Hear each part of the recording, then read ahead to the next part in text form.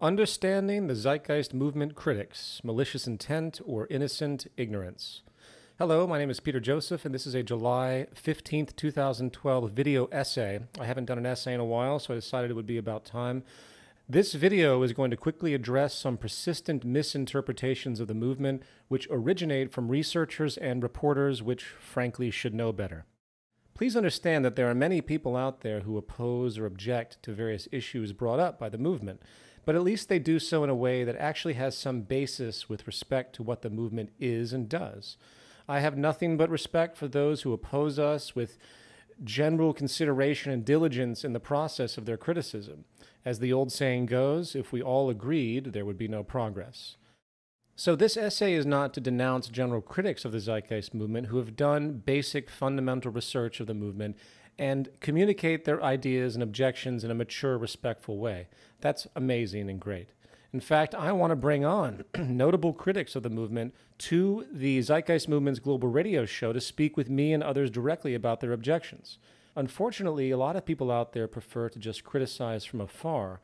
And I'm sorry to say, if any researcher or reporter is not willing to interact with those persons or groups they choose to criticize, being open to change their disposition through new clarifying information, their integrity is instantly void. We live in a very different world today with the age of the internet, and now everyone has the ability and freedom to present their ideas and criticisms of the world. However, as with all freedom comes increased responsibility, and one-sided, closed attacks are simply intellectually unjustifiable, whether intended or not. At any rate, if you would like to suggest somebody for our global radio show, please email media@thezeitgeistmovement.com with the subject line TZM Objections, and we will work to bring them on so we can understand their criticisms better. Okay, back on point. The trigger for this essay was my recent discovery of an apparently peer-review style article published in 2011 in the Journal of Contemporary Religion called The Emergence of Conspirituality by Charlotte Ward and David Voas.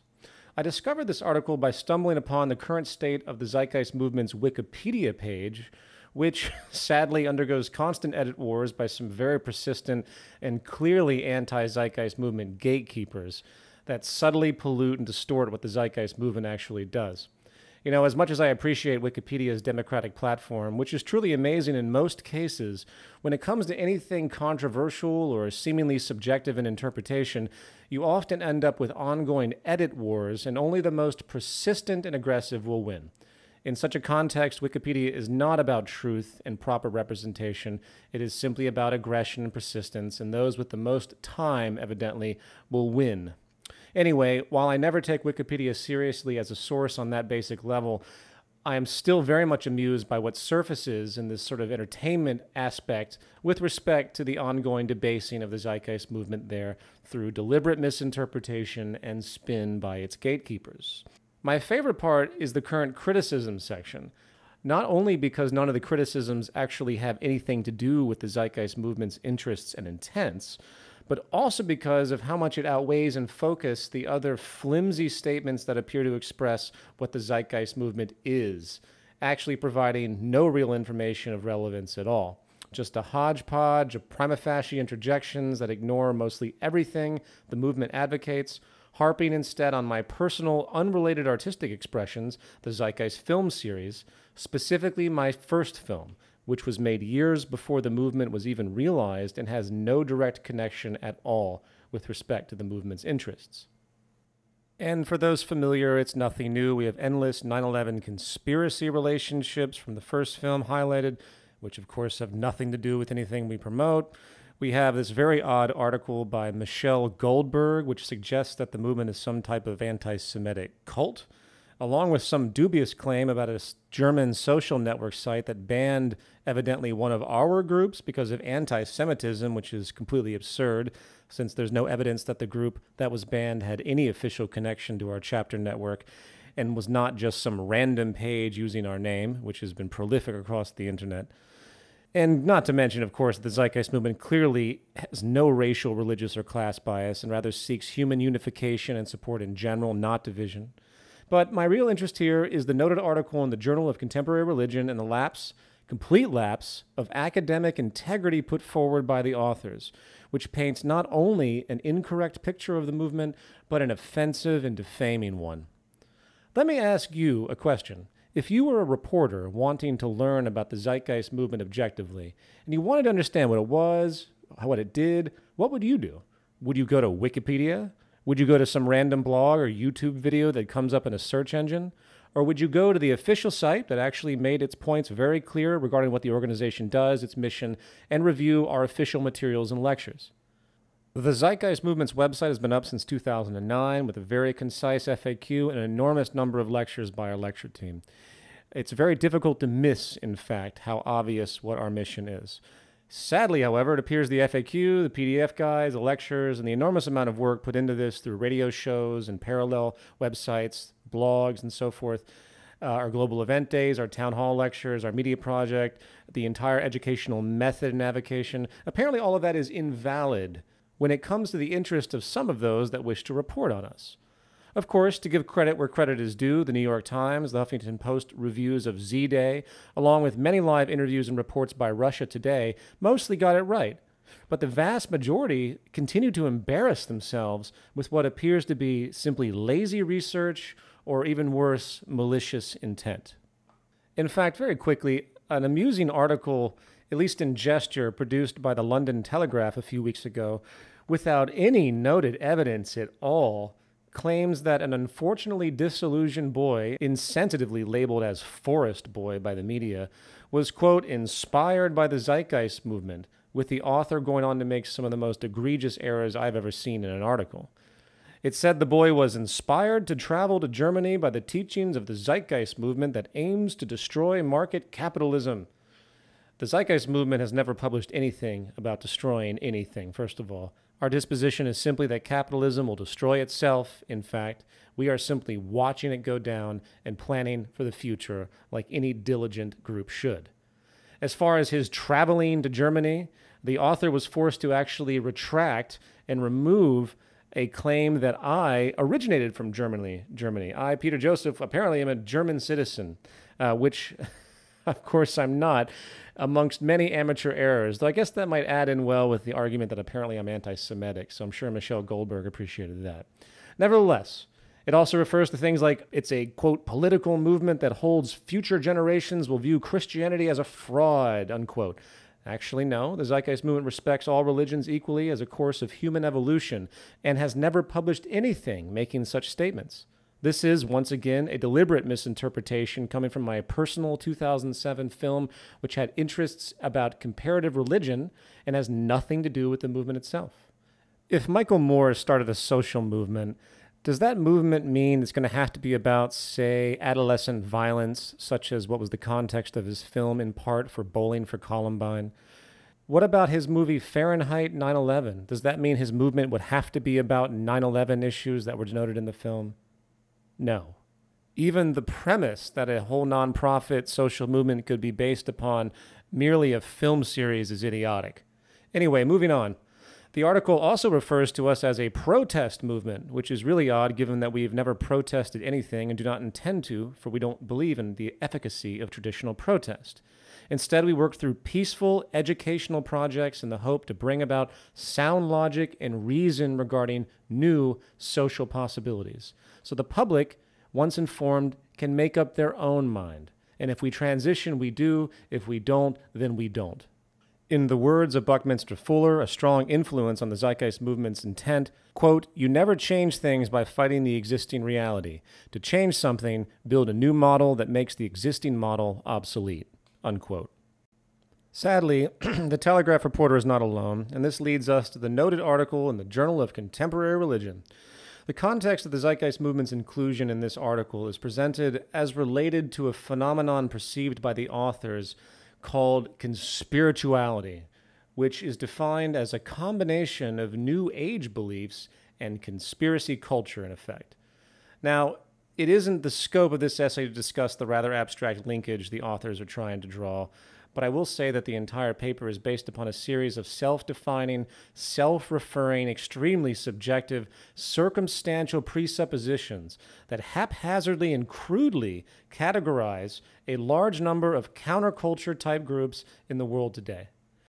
Now, in some agreement regarding the subject of conspiracies as a theme, I will admit that I personally have lost a lot of patience with those who, rather than work to really consider the root causes scientifically of human behavior, oriented in a system like ours that rewards power consolidation and control, they choose to just harp upon the symptom itself, referencing the unseen they, as it were. The human blame game, no matter how exotic and creative, simply bores me to death, as it actually isn't doing anything progressive. And on that level, I can share in the frustration of those who believe things that really don't accomplish anything or could be erroneous because they're not related directly to causality. Yet, on the other hand, to dismiss the very idea that human society historically is and has been controlled by various power establishments, we can talk about traditional ones like kings and monarchs to the age of feudalism. We could also extend that, of course, to what the Occupy movement is fighting today with regard to financial power. You know, those that seek and to preserve their self-interest over others, manipulating to their advantage dishonestly, is not a profound, out there, radical conspiracy nut job notion, okay? In a world today where 40% of the wealth is owned by 1% of the world's population, anyone who thinks there is no structurally based, self-interest-oriented manipulation for upper-class advantage is in an enormous level of denial about the nature of our reality today. And the use of the term conspiracy theorist recently has served those in power quite well by making all of those who realize such unfair social realities simply appear like irrational lunatics. So, as expected, this article takes the establishment perspective overall, painting the picture that any such realizations are all irrational conspiracy theories, and is in turn painted, in their words, as part of a politico-spiritual philosophy when combined with the New Age, which they define as, quote, mystical individual transformation, an awareness of new non-material realities, the imposition of personal vision into society, and belief in universally invisible but pervasive forms of energy, unquote. Okay, all of that denoted, let's step back and see how they fit the Zeitgeist movement into all of this.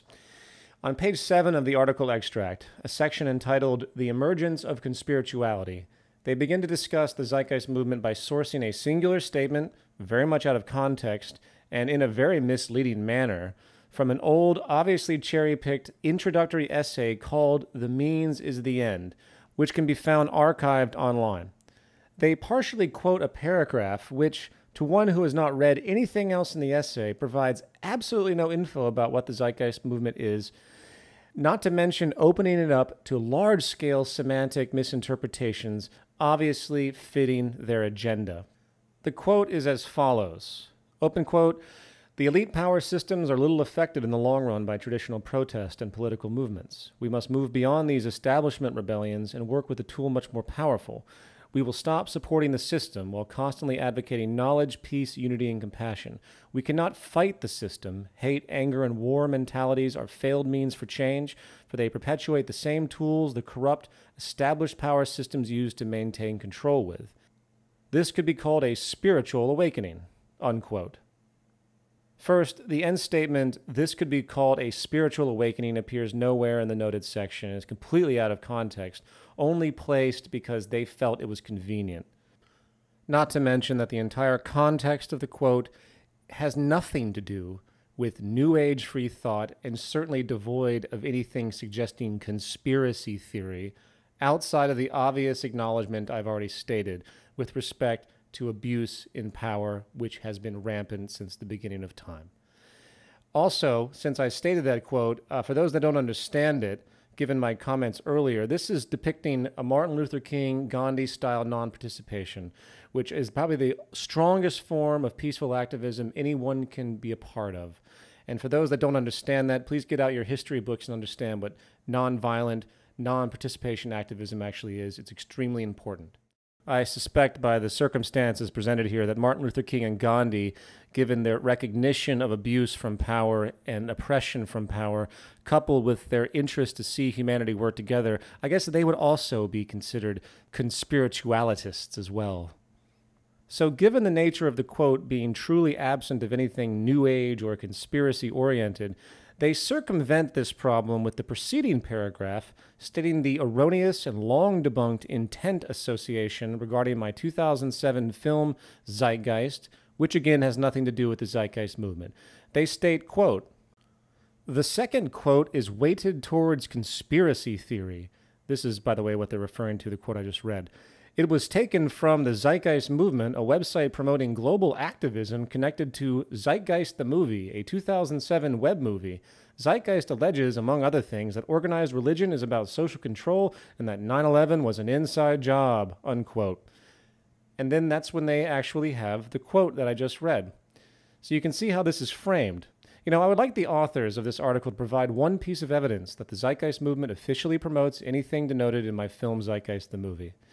How lazy can you be? The 40-plus hours of lectures, endless Q&As, town halls, Z-Days, media festivals.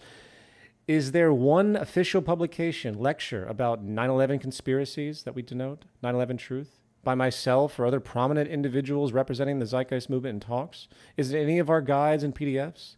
And while the belief systems in religion and their values are always going to be subject to scrutiny and interest of any group that's thinking about the broad ordering of society, nothing in my film, the first film, has anything to do with those contexts regarding the Zeitgeist movement, which is extremely passive, and we have always denoted being completely open to all religions, seeing them as evolutionary consequences.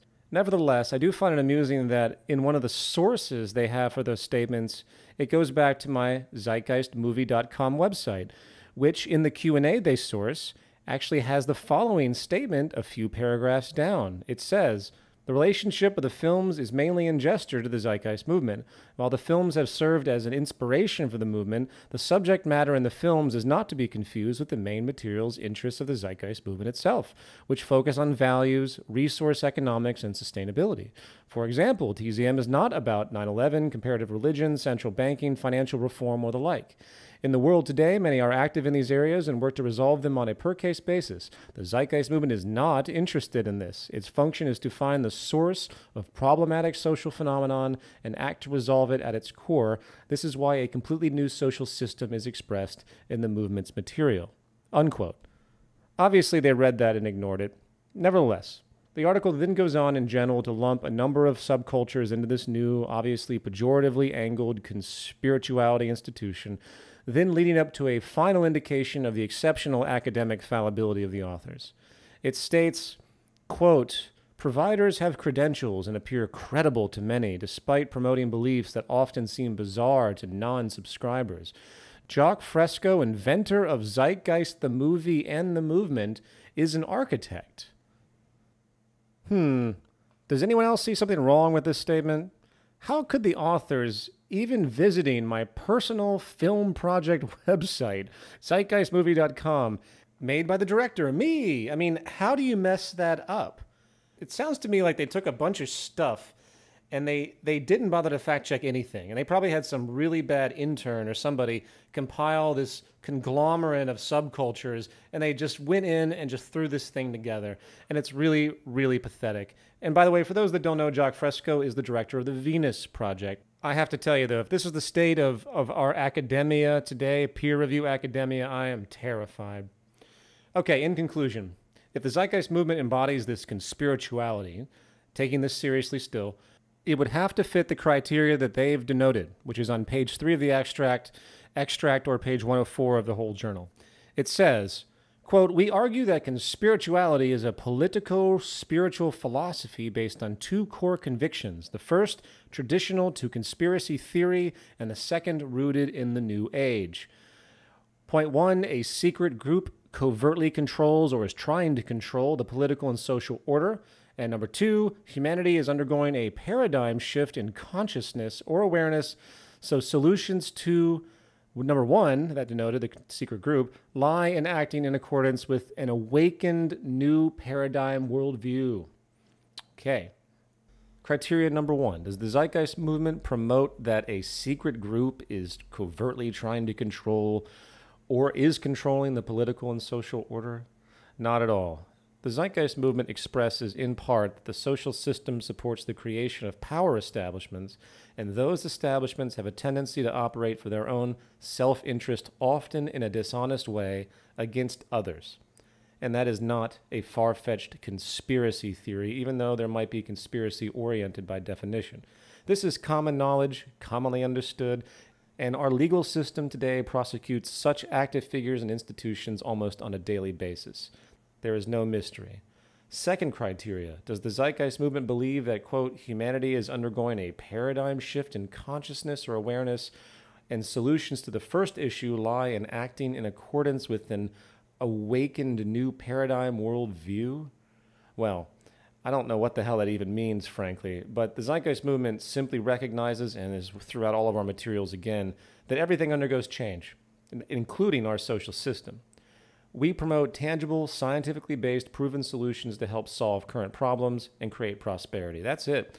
Buzzwords like paradigm shift or consciousness means virtually anything, frankly, to those who read it based on their background. The Zeitgeist movement does not promote spacey, intuitive, ethereal shifts, indescriptive consciousness ideals that affect the ether and change the world in some metaphysical way, which appears to be the nature of the New Age argument by the definition that the authors are choosing.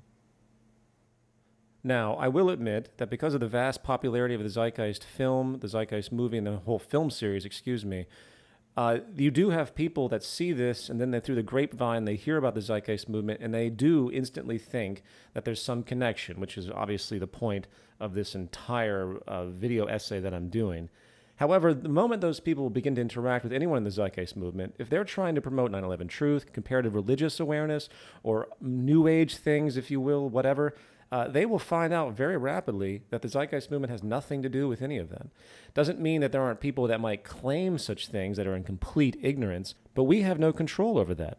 The Zeitgeist movement is one of the most open non-institutions on the face of the earth. Anyone can subscribe to these ideas and claim to be a part of it, which on one side is quite dangerous as we're constantly being misrepresented, as anybody and their mother can go out and do whatever and then claim they're a part of the Zeitgeist movement. All they have to do is say it. Of course, the media loves that. But the alternative is far too restrictive and against the ethic of the movement. You know, if you agree with the movement and you understand it, come into a group that supports it in our chapters and help make change. If you don't agree with it, then don't agree with it and don't volunteer. However, the Zeitgeist movement is the ultimate anti-institution. It's based only on the train of thought, no group identification. We only use the group model because we have to have something in structure to keep some type of process when it comes to our activities. Now, in closing, let me just express a certain amount of frustration because when these articles come out or when they're recognized, people contact me and they send me this stuff and they expect me to always be there to respond as though I'm in that role of representation when I'm really not. And the more time goes on, the less I'm going to be representing the movement, expecting others to step forward. Because I have other things I have to do in my professional life. The movement exists on its own as the train of thought. I'm not leading anything, so you have to take it upon yourselves. But I will make some suggestions. If you want to promote the Zeitgeist movement correctly on the internet, amongst all the noise, there are 4 things you can do which interconnect very easily and easy to maintain, and they're all free. 1, get a WordPress blog. Get a Twitter account. 2, 3, get a Facebook page only for your representation of the movement, and get a YouTube account. And post amongst all of these, interconnecting them. You can promote our articles, you duplicate them, you bring up conversations, you invite other bloggers, and do something.